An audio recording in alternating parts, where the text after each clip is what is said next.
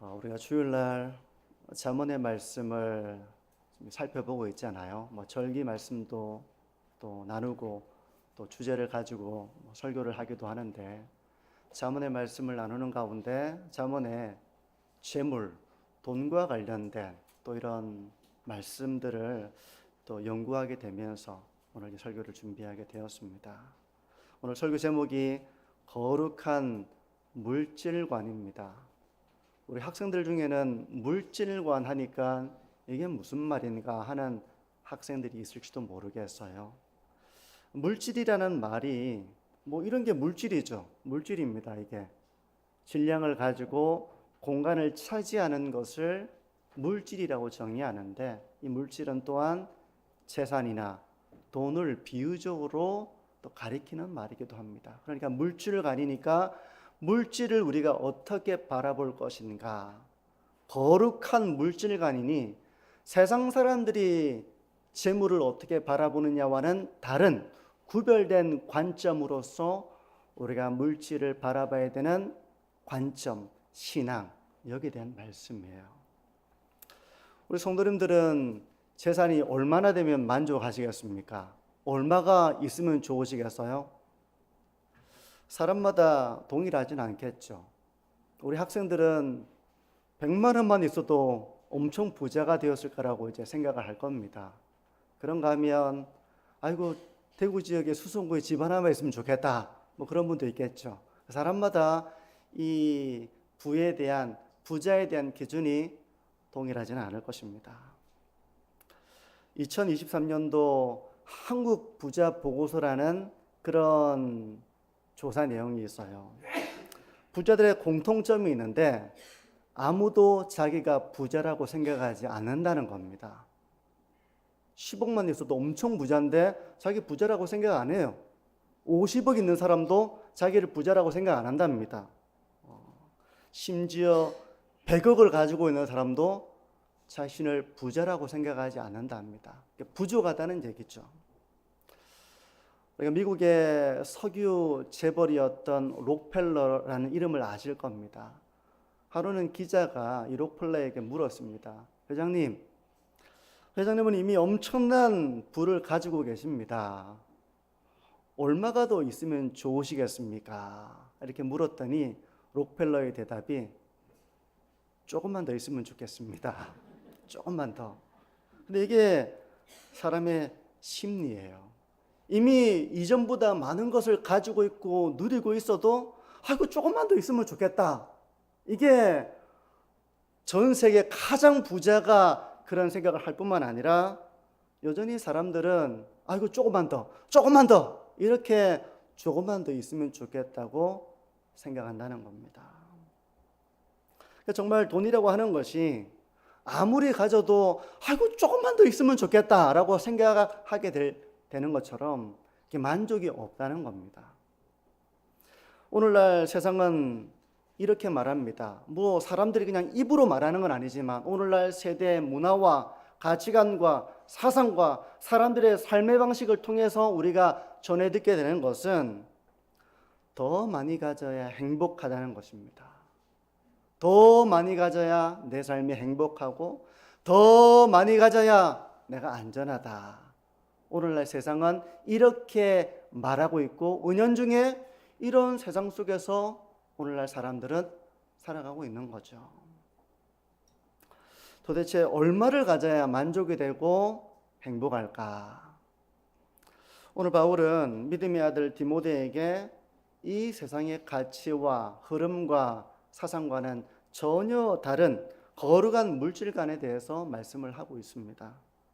우리는 물질이 지배하는 이 시대 속에서 어떻게 그리스도인다운 삶을 살아야 할까?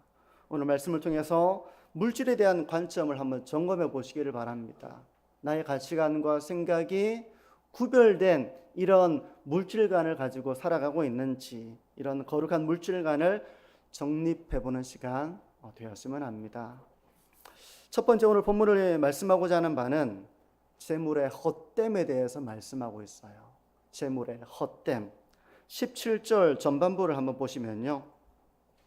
내가 이 세대에서 부한 자들을 명하여 마음을 높이지 말고 정함이 없는 재물에 소망을 두지 말고. 일단 전반부까지만 보죠. 이 전반부를 좀 두 가지로 나누어서 보자면, 첫 번째는요, 먼저 정함이 없는 재물에 소망을 두지 말라는 겁니다. 정함이 없는 재물, 이게 무슨 말일까요? 정함이 없다, 부정하다는 말일까요? 정함이 없다는 것은 부정하다 이런 말이 아니라, 여기서 원어적으로 보자면 불확실하다는 겁니다. 재물이라고 하는 것은 불확실하다는 거예요. 세상 사람들은 재물이 가장 확실하고 믿을 만한 것이라고 여깁니다. 이게 제일 확실하고 믿을 만한 것이다. 배가 고플 때 돈이 있으면 먹을 걸 사 먹을 수 있잖아요. 그리고 추울 때는 돈이 있어야 거처를 마련하고 보일러도 틀 수 있습니다. 우리가 텔레비전 보게 되면 추운 겨울인데도 보일러 안 틀고 사는 사람도 있잖아요. 왜 그렇습니까? 전기세를 낼 돈이, 또 기름을 돌릴 여유가 없어서 그런 것이죠. 그러니까 추울 때 거처를 마련하고 좀 따뜻하게 그 보금자리를 이렇게 누리려면 돈이 있어야 된다고 생각하는 것이 당연한 시대입니다. 돈이 있어야 아플 때 치료를 받을 수 있고 재물이 많을수록 그 삶은 안전하다, 이렇게 사람들은 생각하죠.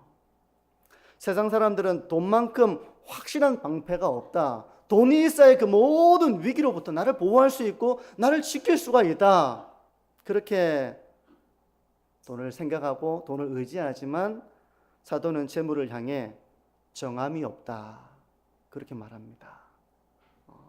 언제 사라질지 모르는 안개와 같다는 의미와 일맥상통합니다. 돈이라고 하는 건 언제 사라질지 모릅니다. 어떤 방식으로 사라질지, 언제 사라질지 내가 움켜쥐고 있다고 해도 그게 견고하게 확실하게 내 삶을 지탱해 주지 못해요. 성경은 그걸 우리에게 말씀하고 있는 겁니다. 하나님이 입김으로 한번 후 부시면 한순간에 사라지기도 하는 것이 재물이에요. 사업에 실패하면 그렇게 돈이 많았던 사람이 빚독촉에 시달리면서 삶을 비관하기도 합니다. 몸이 중병이라도 걸리면 모아놓은 모든 돈을 다 잃어버릴 수도 있습니다. 무슨 일이 일어날지 몰라요. 견고하다고 생각했지만, 확실하다고 생각했지만 안개처럼 사라져버릴 수 있는 것이니 정함이 없는 것에 너희들이 소망을 두지 말아라, 그렇게 말하고 있는 것입니다. 무엇보다 성경은 돈을 사랑하지 말라고 말씀합니다. 디모데전서 6장 10절은 이렇게 말씀을 하죠. 돈을 사랑함이 일만하게 뿌리가 되나니 이것을 탐내는 자들은 미혹을 받아 믿음에서 떠나 많은 근심으로써 자기를 찔렀도다. 돈을 사랑하게 되면 그 사람은 진실하지 못하게 됩니다. 진실하지 못하게 돼요. 돈을 사랑하게 되면 다른 사람을 착취하고 이용하게 됩니다. 돈을 사랑하니까. 돈을 사랑하게 되면 사실은 가족을 지켜주지 못하고 가족을 잃어버리게 됩니다. 돈 때문에 가족과의 가장 좋은 시간을 잃어버리게 되는 거예요. 돈 때문에 형제가 법정 투쟁에 빠져버리고 서로를 감옥에 보내려고 하는 그런 일들도 많이 일어납니다. 돈을 사랑하게 되면 결국 믿음에서 떠나게 됩니다. 성도 여러분, 재물은 그 자체로 악한 것은 아니지만 재물에 소망을 두는 순간 그 영혼은 갉아먹히게 됩니다. 그 사람이 재물을 소유하는 것이 아니라 재물이 그 사람을 소유해서 그 사람이 재물의 종이 되게 만드는 겁니다. 그래서 재물을 사랑하고 재물의 종이 되고, 그래서 재물 때문에 믿음에서 떠나고 스스로를 찌르는 비참한 결말에 이르게 된다. 하나님은 그걸 경고하고 있는 겁니다. 근데 세상 사람들은 재물이 가장 안전하고 재물이 가장 확실하고 재물에 소망을 두는 삶을 살아가고 있는데, 그렇게 살아가지 말고 재물은 안개처럼 언젠가 사라져버릴 수 있는 것이 되니 아무런 힘이 되지 못하는 그것을 소망을 두고 살아가지 말아라. 그렇게 말씀하고 있는 것입니다. 사도는 정함이 없는 재물에 소망을 두지 말 뿐만 아니라 마음을 높은 데 두지 말라고 또한 경고합니다. 재물이 있는 사람이 빠지기 쉬운 함정은 교만입니다. 마음을 높은 곳에 둔다는 거예요. 칼빈이 이렇게 지적을 합니다. 인간은 재물이 조금만 생겨도 금세 마음이 교만해져서 하나님을 의지하는 자리에서 떠난다. 부유함은 인간에게 가짜 안전망을 제공하며 하나님 없이도 살 수 있다는 영적 시각장애를 유발한다. 이 칼빈에 살던 시대나 지금이나 별로 변한 게 없는 것 같아요. 그때에도 재물을 가진 사람이 교만에 빠지는 것이 쉬웠다면 오늘도 마찬가지죠. 내가 다른 사람보다 좀 더 많은 것을 가지고 있고 누리고 있고 또 지위가 상대적으로 높고 하면 그 사람은 정말 마음을 높은 곳에 두기가 쉽습니다. 아주 쉬워요. 오늘날 갑질이라고 하는 것이 사회 문제가 된 지 이미 오래되었습니다. 갑질이라는 용어가 이제는 새로 생겨났죠. 마음을 높은 곳에 둔 결과입니다. 그러니 우리가 거룩한 재물관을 가지지 못하면 우리 역시 재물의 종이 되고 교만의 늪에 빠지고 돈을 사랑함으로써 정말 소중한 것을 잃어버리는 어리석은 길을 걸어가게 되는 것이죠. 재물에 대해서 바른 관점을 가져야 한다는 것을 말씀하는 것입니다. 오늘 보면 첫 번째가 재물에 소망을 두는 일의 헛됨에 대해서 말씀한다면, 두 번째는 거룩한 재물간의 그 첫걸음은 하나님께 소망을 두고 살아가는 삶이라고 가르칩니다. 재물에 소망을 두는 삶이 아니라 하나님께 소망을 두고 살아가야 한다. 17절 후반절을 보시면요, 이렇습니다. 오직 우리에게 모든 것을 후히 주사 누리게 하시는 하나님께 두며, 소망을 하나님께 두라는 것입니다.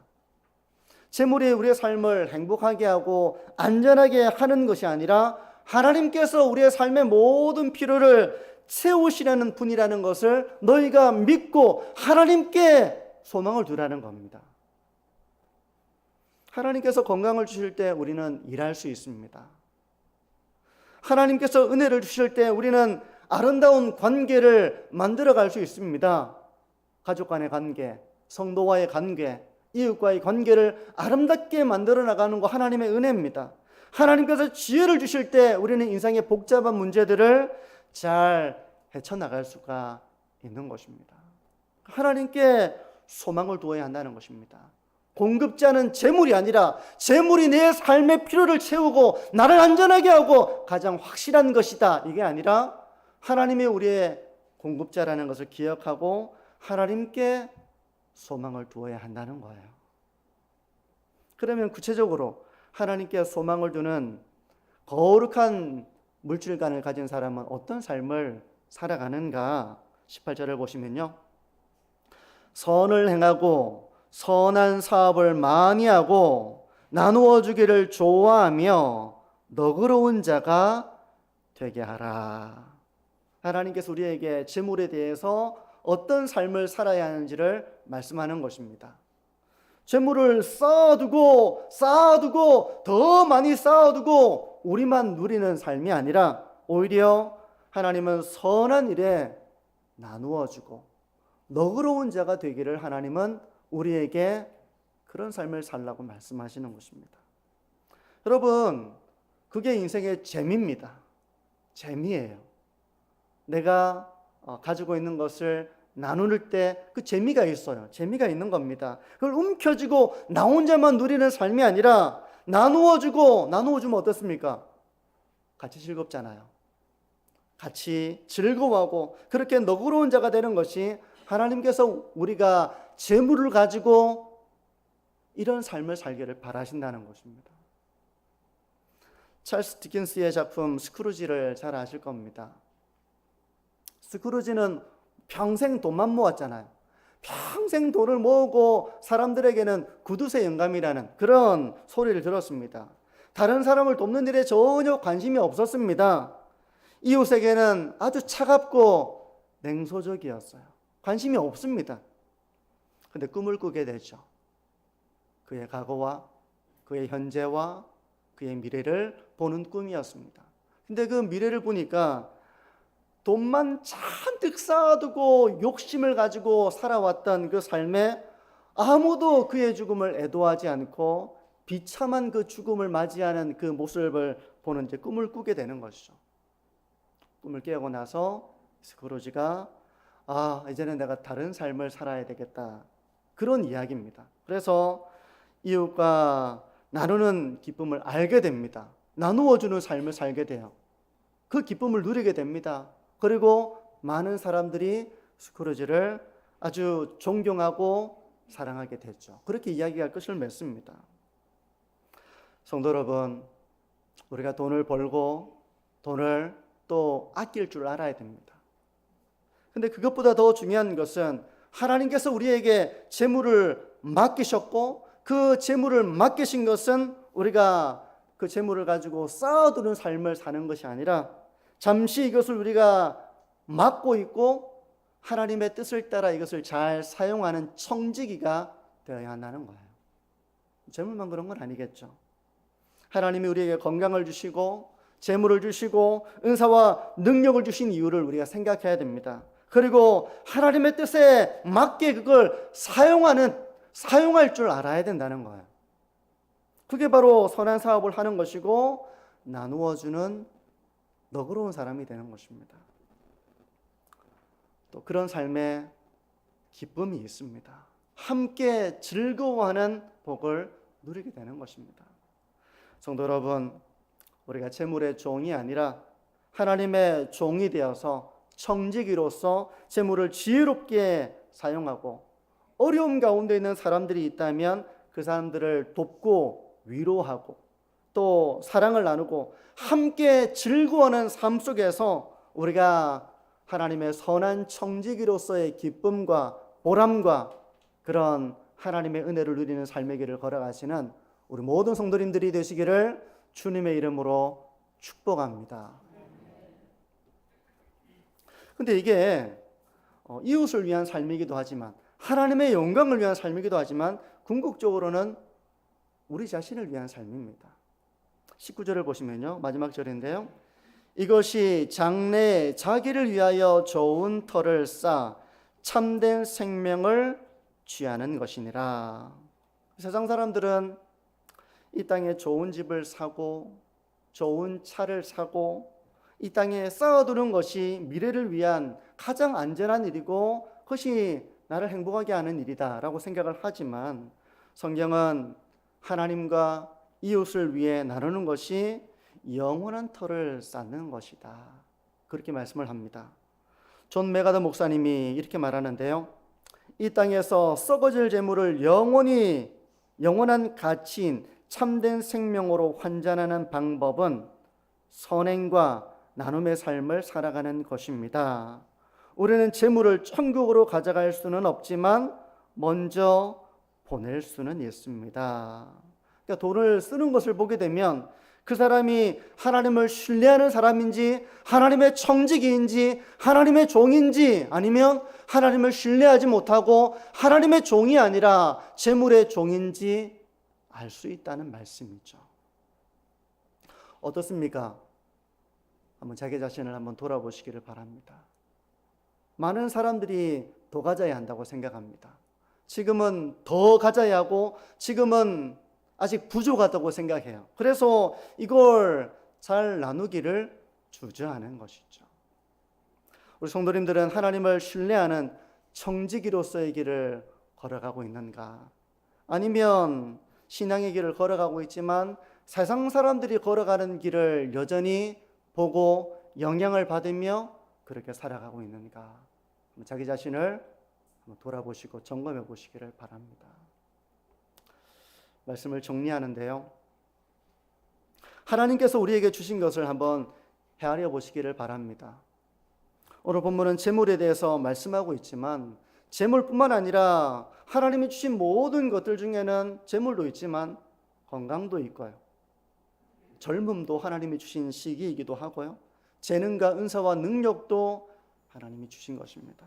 그걸 잘 사용하는 것은 묵혀두고 쌓아두고 나를 위해 사용하는 것이 아니라 내 주위에 필요한 사람들과 나누며 함께 즐거워하고 기뻐하고 하나님의 영광을 드러내는 삶을 살아가는 것입니다.